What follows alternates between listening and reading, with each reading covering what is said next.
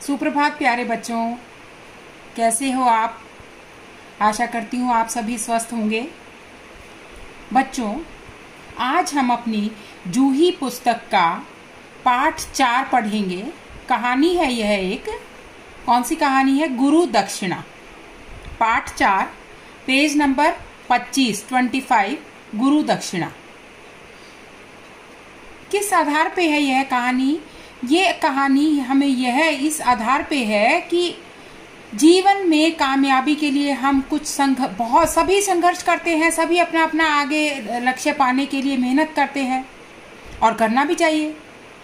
परंतु उसके साथ साथ ये कहानी हमें यह सीख देती है कि हमें जीवन में छोटी से छोटी वस्तु के महत्व को जानना चाहिए, प्रत्येक व्यक्ति का सम्मान करना चाहिए।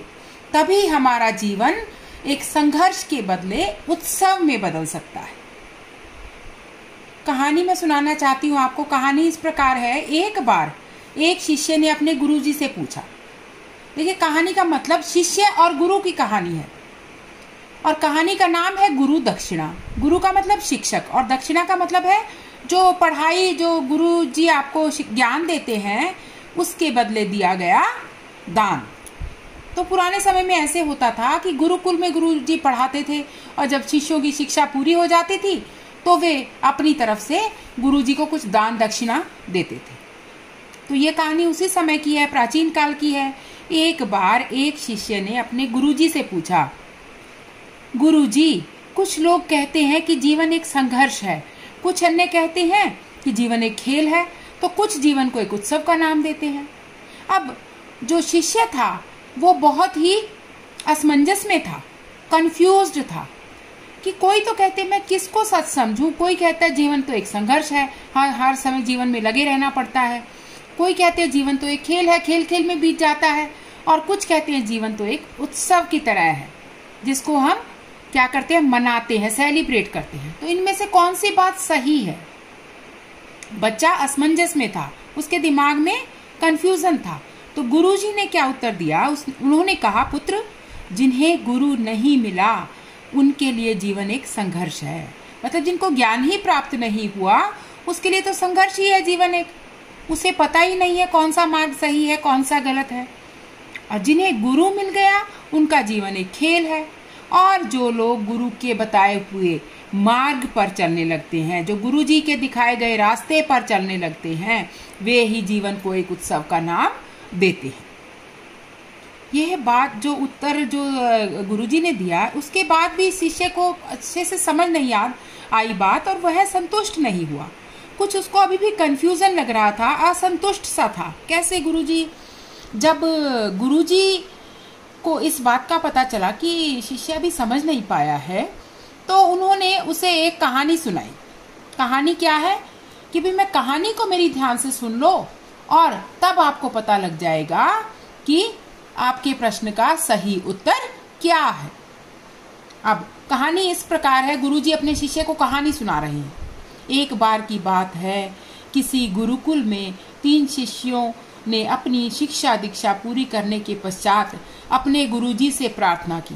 देखिए, गुरुजी अपने शिष्य को ये कहानी सुना रहे हैं उसका असमंजस दूर करने के लिए, उसके मन में जो शंका है उसे मिटाने के लिए किसी गुरुकुल की कहानी सुना रहे हैं और किसी गुरुजी की और उनके 3 शिष्यों की।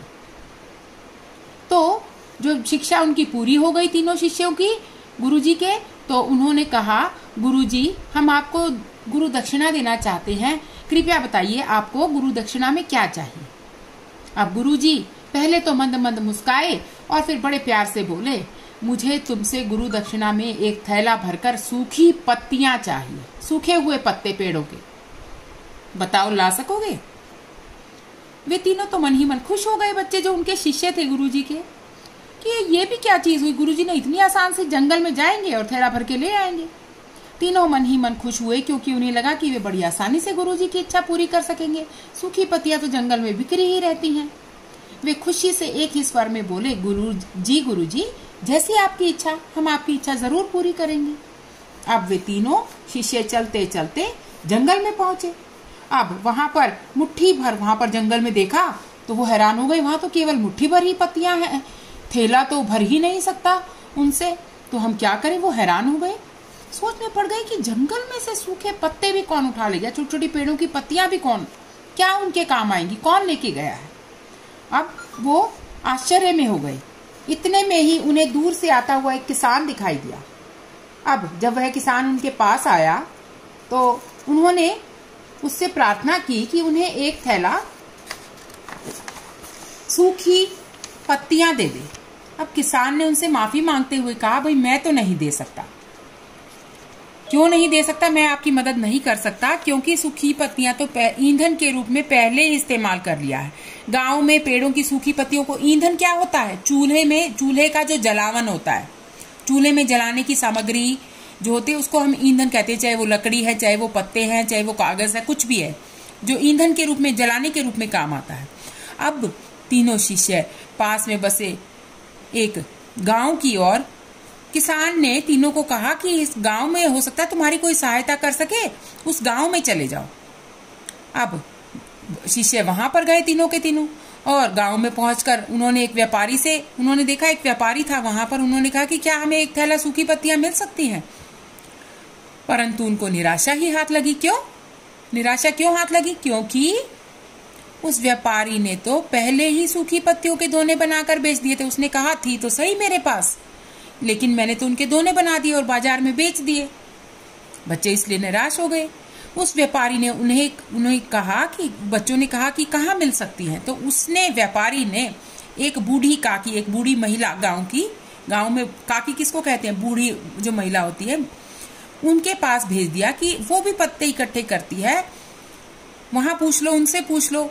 बच्चे बूढ़ी काकी के पास गए, सारे तीनों शिष्य, पर किस्मत से वहां भी उनका साथ किस्मत ने नहीं दिया। मतलब वहां पर भी वो अपने काम में सफल नहीं हुए। क्यों? क्योंकि बूढ़ी काकी ने तो उन पत्तियों से दवाइयां बना ली थी। पेड़ों की पत्तियां जो होती है वो जड़ी बूटियों के भी काम आती है ना, के रूप में काम आती है, तो उन्होंने दवाइयों में डाल ली थी। बूढ़ी काकी ने उनको पीस करके उनकी दवाइयां बना ली थी। अब निराश होकर वे तीनों शिष्य खाली हाथ गुरुकुल लौट गए। अब गुरुजी ने खाली हाथ देखकर पूछा, पुत्रों ले आए गुरु दक्षिणा? तीनों शिष्यों ने शर्मिंदा होकर सिर झुका लिया, क्योंकि वो तो ला ही नहीं पाए। गुरुजी द्वारा पूछे जाने पर उनमें से एक शिष्य ने कहा, गुरुदेव हम आपकी इच्छा तो पूरी ही नहीं कर पाए। हमने सोचा था कि सूखी पत्तियां तो जंगल में ऐसे ही पड़ी रहती हैं, पर बड़ी हैरानी की बात लगी वहां पहुंचकर हमें, क्या कि लोग उनका भी कितनी तरह से इस्तेमाल करते हैं। गुरुजी फिर पहले की तरह मुस्कुराते हुए बोले, निराश क्यों होते हो, खुश हो जाओ। इस सीख को तुम लोग हमेशा अपने जीवन में अपनाना कि हमें किसी भी चीज को बेकार नहीं समझना चाहिए। इस बात से भी गुरुजी ने उन्हें, अपने शिष्यों को शिक्षा दे दी। क्या? कि हमें किसी भी चीज को जीवन में बेकार नहीं समझना चाहिए। चाहे चीज छोटी है या बड़ी है, हर चीज का जो है ना, क्या होता है, हर चीज फायदेमंद होती है, हर चीज को हमें इज्जत देनी चाहिए। यही मेरी गुरु दक्षिणा है। आप लोग गए और आपने अगर यह बात समझ ली कि जीवन में हर छोटी से छोटी चीज को आप महत्व देने लगे, तो ये मैं गुरु दक्षिणा ही समझूंगा। तीनों शिष्य गुरुजी को प्रणाम करके और अपने अपने घर की ओर चल दिए। अब वह शिष्य जो गुरुजी की कहानी बड़े ध्यान से सुन रहा था, कौन? जो शुरू में जिसने ये प्रश्न किया था कि किसी का संघर्ष, कोई कहता है संघर्ष है जीवन, कोई कहता है खेल है, कोई कहता है उत्सव है, तो उस शिष्य ने सारी ये कहानी बड़े ध्यान से सुनी, गुरुकुल के गुरुजी की और उनके तीनों शिष्यों की। तो वो अचानक बड़े उत्साह से बोला, गुरुजी अब मुझे आपकी बात अच्छी तरह समझ में आ गई है। क्या? कि आप क्या कहना चाहते हैं। आपका संकेत मतलब इशारा इसी तरफ है ना। आप यही बात कहना चाहते हैं ना कि आसानी से मिलने वाली सूखी पत्तियां भी बेकार नहीं होती हैं। तो फिर हम कैसे किसी भी वस्तु को या किसी व्यक्ति को छोटा मानकर उसका अपमान कर सकते हैं। अपमान मतलब कि इसकी क्या वैल्यू है, छोड़ो इसे।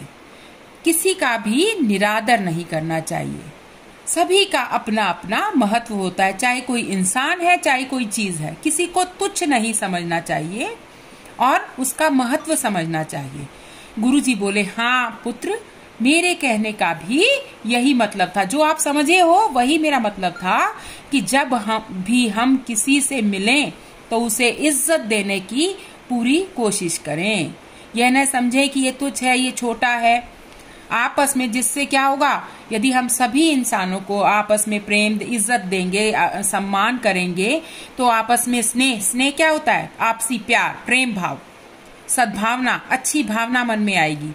सहानुभूति, अगर कभी किसी को जरूरत है तो उसके लिए दूसरे के मन में हमदर्दी पैदा होगी। सहानुभूति क्या होता है, हमदर्दी, दर्द पैदा होना। और सहनशीलता होता है सहने की शक्ति। ये सारी भावनाएं हमारे मन में पैदा हो जाएंगी और हमारा जीवन अपने आप ही उत्सव के समान बन जाएगा। हम हमेशा ही खुश रहेंगे। उत्सव में क्या होता है, हम खुशी खुशी रहते हैं। तो अगर हम अपने जीवन में दूसरों को सम्मान देने की पूरी कोशिश करें, किसी को छोटा न समझें, सबसे प्यार से, प्रेम भाव से रहें, सबके लिए अच्छी भावना रखें, सबके दुखी के प्रति हमदर्दी रखें और सहने का भाव भी हमारे अंदर होना चाहिए। कुछ गलत सही हो भी गया तो हमारे अंदर सहने का भाव होना चाहिए। अगर हम इन गुणों को अपने अंदर धारण कर लेंगे तो हमारा जीवन संघर्ष के बदले एक उत्सव के समान बन जाएगा। सारा दिन हम प्रसन्न रहेंगे, खुश रहेंगे, उमंग से भरे रहेंगे। अब शिष्य को गुरुजी के द्वारा बताई गई बात पूरी तरह समझ आ गई थी और वो है गुरुजी से पूरी तरह संतुष्ट था कि गुरुजी बिल्कुल सही कह रहे हैं कि हर छोटी से छोटी चीज का, हर छोटे बड़े इंसान का, सबका महत्व होता है और उसी से हम अपने जीवन को, अगर ये भावना मन में हम बसा लें तो हम अपने जीवन को उत्सव बना सकते हैं। तो बच्चों, इस पाठ से यही शिक्षा मिलती है कि हमें हर चीज का, हर वस्तु का, हर इंसान का महत्व समझना चाहिए। उसका अपमान न करके हमेशा सभी को सम्मान से की दृष्टि से देखना चाहिए।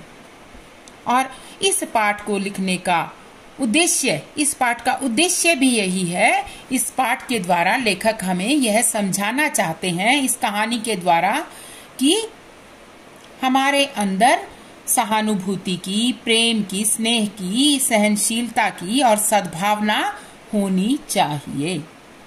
तो ये था आपका पाठ बेटा। अब आप पाठ को ध्यान से पढ़ेंगे।